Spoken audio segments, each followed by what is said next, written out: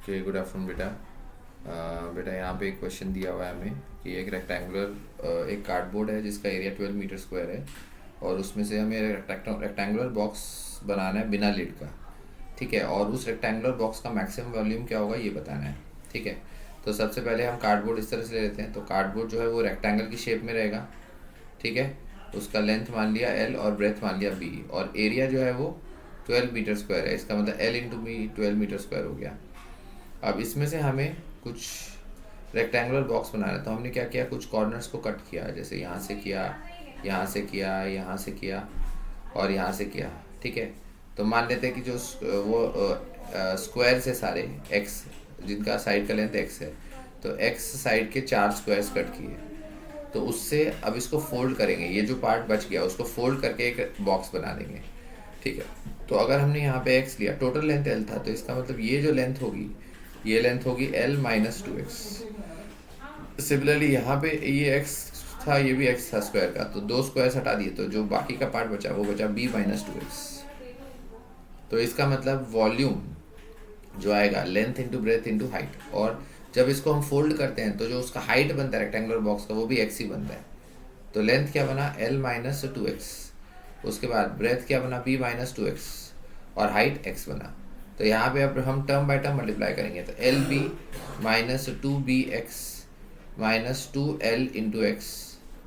Okay, L B minus 2bx minus 2lx, फिर 2x और 2x multiply हुआ तो 2x मल्टीप्लाई होकर 4x स्क्वायर आ गया इंटू एक्स। अब l इंटू बी का वैल्यू 12 है, क्योंकि कार्डबोर्ड का एरिया 12 मीटर स्क्वायर है, तो एल बी की जगह हम 12 लिख सकते हैं। माइनस इन दोनों टर्म्स में से हमने 2x कॉमन लिया बेटा, तो l प्लस बी आएगा और plus 4x square multiply by X. ठीक है, तो इसको अगर हम टर्म बाय टर्म फिर मल्टीप्लाई करें ब्रैकेट ओपन करके, तो 4x क्यूब आता है minus 2 times l plus B, X और एक्स मल्टीप्लाई होकर एक्स स्क्वायर हो जाता है, minus 2 times l plus B into X square plus 12x। अच्छा, अब मैक्सिमम वॉल्यूम के लिए हमारे पास जो रेक्टेंगल है वो स्क्वायर बनना चाहिए। मतलब जो आपका रेक्टेंगुलर बॉक्स है उसका लेंथ l माइनस 2x है, ब्रेथ b माइनस 2x है, तो वो दोनों सेम होना चाहिए, क्योंकि अगर बेस स्क्वायर में कन्वर्ट हो जाएगा तो वॉल्यूम मैक्सिमम हो जाएगा। तो इसका मतलब l minus 2x should be equal to b minus 2x, right, क्योंकि जो उसका बेस है वो आपका ये वाला पार्ट है, ये बेस है। ठीक है ना, तो बेस जो है l माइनस 2x लेंथ है, ब्रेथ b माइनस 2x, अगर ये सेम हो गया तो स्क्वायर में कन्वर्ट हो जाएगा, तब भी वॉल्यूम मैक्सिमम होगा। तो इसको कैंसिल कर रहे हैं, मतलब l इक्वल टू बी हो गया। अब एल बी का प्रोडक्ट 12 है, बी की जगह एल रखा, तो एल स्क्वायर क्या बनेगा 12। तो अगर एल स्क्वायर 12 बना मतलब एल बनेगा क्या, रूट ऑफ 12 मीटर। तो यहाँ एल की जगह हम रूट ऑफ 12 मीटर लिख सकते हैं। ओके, तो वॉल्यूम क्या हो गया एक्स के टर्म से 4x क्यूब, एल और बी दोनों रूट 12 आ गया, तो रूट 12 मिला के रूट 12 मिला के 2 रूट 12 इंटू 2, मतलब ये 4 रूट 12 हो गया। करेक्ट, रूट 12 मिला के 2 रूट 12, तो 2 रूट 12 इंटू 2 4 रूट 12 आ गया एक्स स्क्वायर के साथ, और प्लस 12x आ गया। ओके, तो ये क्या हो जाएगा बेटा 4x क्यूब। अच्छा, रूट 12 को हम 2 रूट 3 लिख सकते हैं, रूट 12 को 2 रूट 3, तो 2 रूट 3 इंटू 4, तो ये बन गया 8 root 3, 8 root 3 into X square plus 12x। अब हमें वॉल्यूम को मैक्सिमम करना है, तो इसलिए हम क्या करेंगे, वॉल्यूम को एक्स के रिस्पेक्ट में डिफ्रेंशिएट करेंगे। तो डिफ्रेंशिएट किया तो 12x स्क्वायर आया माइनस 8 रूट 3 इंटू 2, यानी 16 रूट 3 एक्स बनेगा। Correct, minus 8 root 3 into 2x, तो 16 रूट 3 एक्स, और plus 12 is equal to 0। Derivative को 0 से इक्वेट करेंगे क्योंकि हमें मैक्सिमम वॉल्यूम चाहिए। करेक्ट, तो अब क्या करो, पूरी इक्वेशन को 4 से डिवाइड कर दो। अगर हमने पूरी इक्वेशन को 4 से डिवाइड किया तो 3x स्क्वायर आएगा माइनस 4 रूट 3 इंटू एक्स आएगा, और प्लस 3 इक्वल टू 0। तो इसको बेटा फिर हम फैक्टराइज कर सकते हैं, 4 रूट 3 को हम स्प्लिट कर सकते हैं, 3 root 3 X minus 3 root 3 X minus root 3 X, और प्लस 3 इक्वल टू 0। तो यहाँ पे हमने 3x स्क्वायर, इसमें से पहले कॉमन लिया 3x वाला पार्ट, तो अगर 3x वाला पार्ट कॉमन लिया तो यहाँ पे x माइनस रूट 3 आएगा, और माइनस फिर यहाँ से रूट 3 कॉमन लिया, तो रूट 3 कॉमन लिया तो वापस दूसरे फैक्टर में x माइनस रूट 3 आता है, तो इसके दो फैक्टर बन जाते हैं 3x माइनस रूट 3, और दूसरा फैक्टर आता है x माइनस रूट 3 इक्वल 0। तो पहले फैक्टर से 3x माइनस रूट 3, तो x का वैल्यू 1/√3 आएगा। अब ये हटा देता हूँ,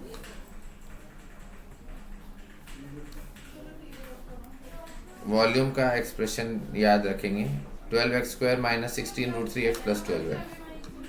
12x² माइनस 16√3x प्लस 12, ठीक है।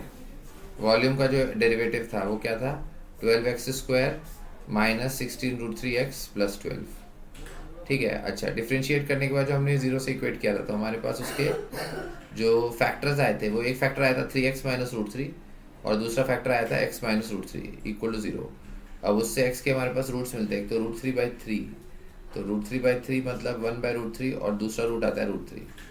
अब हमें वॉल्यूम मैक्सिमम चाहिए, तो अगर हमें वॉल्यूम मैक्सिमम चाहिए तो अब इसमें क्रिटिकल पॉइंट दो आए हैं, इसमें मिनिमम और मैक्सिमा दोनों निकल सकता है, इसलिए हम क्या करते हैं, दोबारा डिफ्रेंशिएट करते हैं, मतलब डबल डेरिवेटिव।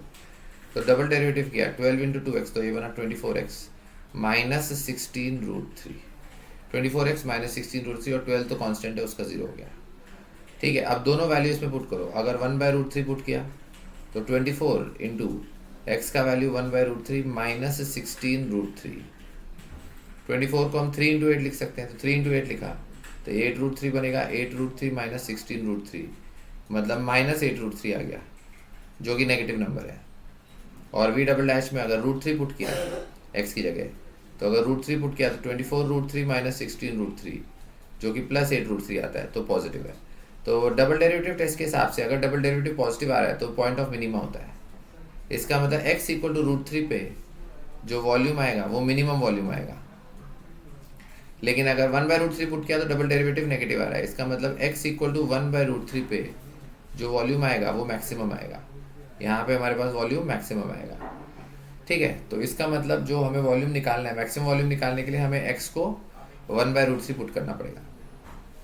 तो वॉल्यूम का एक्सप्रेशन क्या था बेटा, तो वॉल्यूम का जो एक्सप्रेशन था वो था हमारे पास, इसी का इंटीग्रल था ना, तो वो हमारे पास क्या था, 4x³ माइनस 8√3 x²,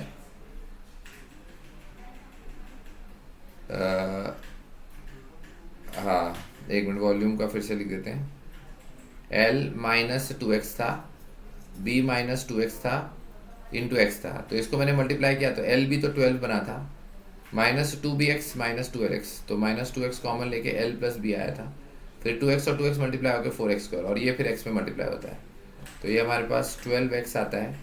उसके बाद L और B दोनों √12 था, √12 मिला के 2√12, 2√12 इंटू 2 4√12 और 4√12 का 2√3, 4 इंटू 2√3 मतलब 8√3 बनेगा, तो 8√3 इंटू x² प्लस 4x³, हाँ ये हमारे पास वॉल्यूम का एक्सप्रेशन था,